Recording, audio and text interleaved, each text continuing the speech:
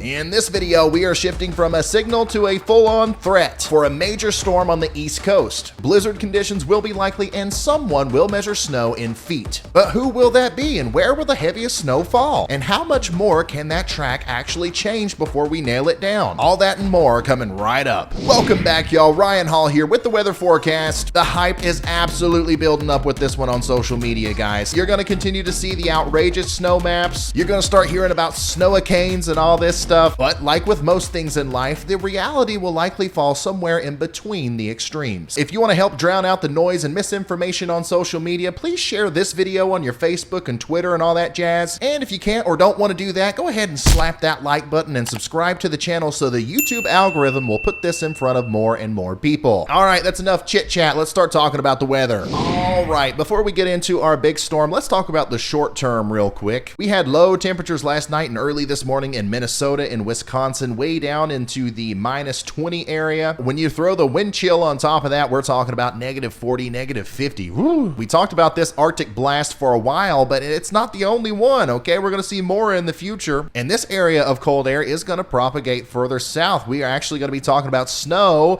in the panhandle of Texas here today. That's right, some hit or miss snow showers down here from Lubbock all the way up to Amarillo and then into the Red River region near Oklahoma. Now, this is being caused by the same exact system that really overperformed yesterday in Kansas. That vastly overperformed and some people got like 20 inches of snow. These snow showers should be light, and I would be very surprised if anybody saw any more than like an inch or two of snow. That is going to head on over into western Oklahoma and then near Vernon and Wichita Falls, Texas and Tulsa before it kind of falls apart. Once again, no big time accumulations expected here, but I will forever eat crow for calling this appetizer snow. Now around noon today, we're going to see a shift in the winds and we're going to turn those lake effect snow machines off. And then the big cold front's going to come down and turn them right back on again. Here's our big cold front. Here's some moisture bubbling up here in the Gulf of Mexico. Everything is kind of coming together to form our next big major storm on the East Coast. All right, let's get an update on our synoptic overall pattern for our storm coming up. Here is our positively tilted trough that's going to swing like a baseball bat once again onto the East Coast. We're looking from the top down on our atmosphere here just so I can show you this one thing, this very interesting aspect of the storm. Around 4 a.m. on Saturday, as that low pressure system is really building up, we're going to see a dual differential jet stream pattern here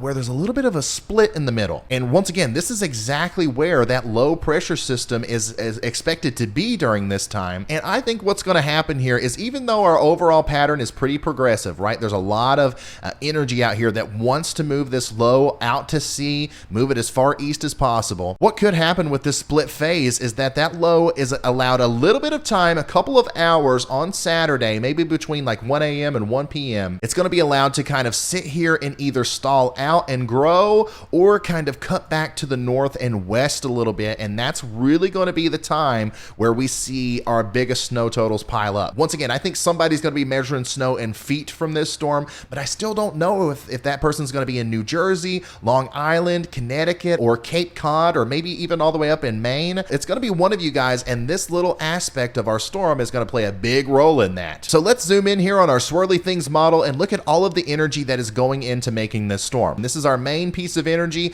and as you can see, there's still that little piece of something that's hanging out down here near Arizona and New Mexico, and depending on how much this piece of energy can pick up out of this, depending on how much of this actually gets swung around with this trough, that is going to vastly determine the strength of this storm. Remember, the more vorticity this thing can pick up on its trek across the US, the stronger it's going to be. And the Euro does show a good portion of that getting wrapped around the front here. And then we get our forward momentum baseball swing, and right there's your home run, especially, once again, according to the Euro model, especially in New Jersey, Long Island, and then all the way up to Boston. And then this thing's going to swing up and nail Nova Scotia, New Brunswick, all the way up into Newfoundland as well. So once again, we're looking at the atmosphere from the top down. And the reason we do that is because we know for sure that this is going to happen. But things are still likely going to change a little bit. And the problem is that little changes up here create big changes on the surface. So let's get into the fun stuff and start comparing models with their surface maps. All right, 3, 2, 1, fight. Here we go. We're going to put our models head to head and we're going to compare them both at the same time. Starting off later in the day on Friday, you can see things look pretty similar here, okay?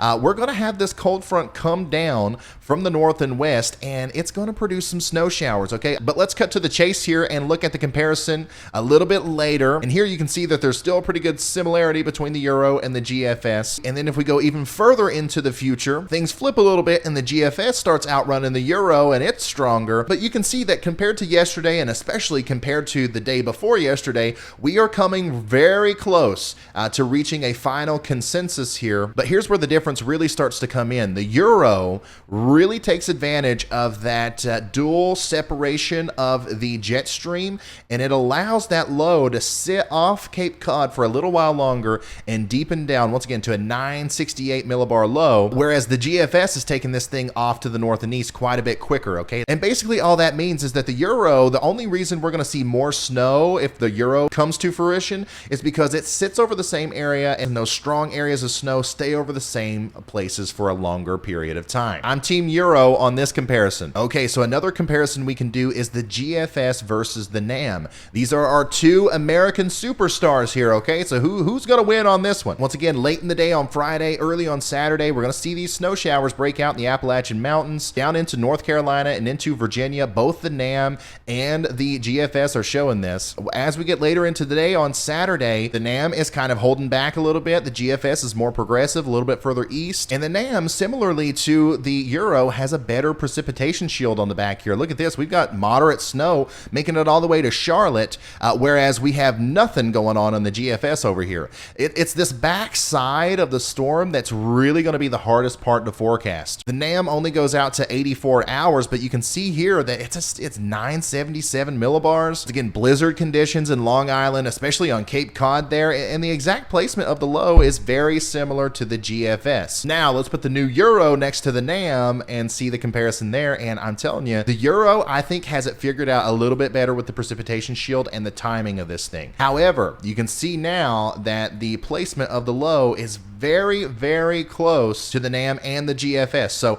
I think that overall, the exact placement of the low pressure system is trending east, but I still like the Euro as far as the precipitation shield goes. So that's, you know, if I had to make a forecast right now, which I still think it's too early to start talking about exact numbers, but if I did have to make one, I would base it off of a mixture of the Euro and the NAM. All right, Ryan, I want to know how much it's going to snow. Okay, you've been teasing this thing for how long now? 3 or 4 days? Well, I have your answer for you. This is a look at the GFS ensembles, and this is the probability of seeing more than 3 inches of snow from this storm. So if you're in the yellows, the oranges, or the reds, you've got more than a 50% chance of seeing 3 inches of snow. Now, of course, a lot of you are going to see more than that. Let's switch over to the Euro model, okay? This is the same probability map. You can see that it has that probability existing a little bit farther to the north and to the west. But there is absolutely an area where these two zones overlap, and it's in this overlapping area where I am 100% sure that you're going to get hit by some snow. Boston, Cape Cod, southern Rhode Island, a lot of Long Island, specifically the further east you go, southern New Jersey, southern Delaware, southern Maryland and the Delmarva, and then even down into the extreme eastern portion of Virginia near Virginia Beach points north. In that area, I think you guys are definitely going to be getting snow, and it's going to be one of those places where we see over a foot of snow, over 2 feet of snow more than likely. Now, an area that may be overlooked, once again, is going to be back here. If that precipitation shield is really wide and we get a lot of that backslope snow hitting the mountains back here, I think that there's a good chance that areas in West Virginia up through Pennsylvania into upstate New York are going to see a little bit more snow than what the models are showing. A lot of times that interaction between the low and the cold front coming together can create banding. And if you get under the right band of snow, I mean, you could be in Snowtown, baby. It don't matter where you are. But that's going to come down to nowcasting. You're going to want to look at that on the radar to kind of determine whether or not these bands are going to hit you. And you got to make sure that's a good radar too. And that brings us to today's sponsor, Radar Omega, a powerful tool for more than just radar. The number one question I get asked on this channel every single day is, what radar app do you recommend? And Radar Omega is always included in that answer. With fast updating alerts from the National Weather Service, copious amounts of radar data, and the ability to zoom all the way down to the building and street level, this is the perfect app for both veteran weather watchers and your average Joe who just wants to look at clear and accurate information. This is more than just a radar app. You can view lightning data, satellite imagery, and you can even view that satellite in 3D, which is probably one of my favorite features. You know you want it. Go ahead ahead and treat yourself by clicking those links in the description to download on iOS or Android. Now let's get back into the video. All right, so I'm done talking about the East Coast for a brief moment, but let's look at the rest of the country. What's going to happen after this storm goes by? First of all, I want to mention once again, this big area of cold air is absolutely going to freeze your toes off if you're walking outside barefoot anywhere inside of that red circle. Now, of course, you're not going to be doing that, but you might have the inclination to down here in Florida because you're used to that kind of stuff. But I would not recommend it Sunday morning, okay? This is going to be one of the biggest cold snaps you've seen there in Florida in a while. Look at this, low temperatures in the 30s, maybe the mid 30s in Miami. And then once you get north of Tampa, we're talking about below freezing for the vast majority of the state of Florida here.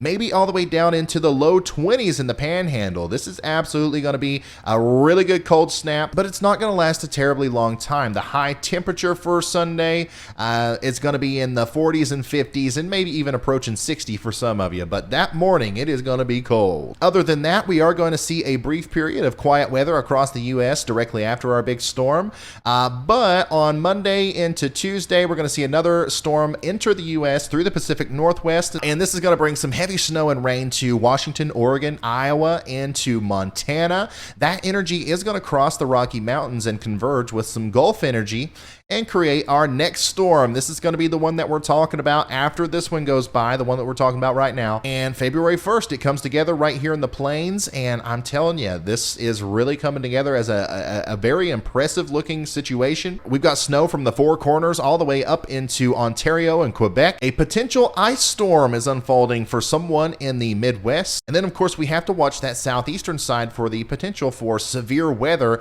as a train of troughs kind of like rolls over this area, and one of them is likely going to spark some storms. One of them's likely going to spark an ice storm, and then the culmination of all of them is going to drop a significant amount of snow for somebody back here, either in the Central Plains, the Midwest, the Upper Midwest, and even possibly into the Great Lakes region. Okay, this is still 200 hours out, 150 to 200 hours out, depending on how you look at where it begins. So things are going to change here, but we've seen an increasing amount of confidence in the models with this sort of situation happening. So I think that this channel's attention is going to shift from the East Coast over here to this portion as we head into next week. Giant shout out to our channel members today. Thank you so much for joining. And once again, I'm going to do that members only live stream tonight. We're just going to kind of hang out for a little bit and talk weather. I don't know exactly what time I'm going to do that, but make sure you have notifications on. And if you miss it, don't worry, there will be a recorded version for you. And the rest of yous, go ahead and slap that like button if you haven't already. Hit the dislike button too if you didn't like the video. I don't care. It helps me out either way. All right, I'll see you in the next one. Goodbye.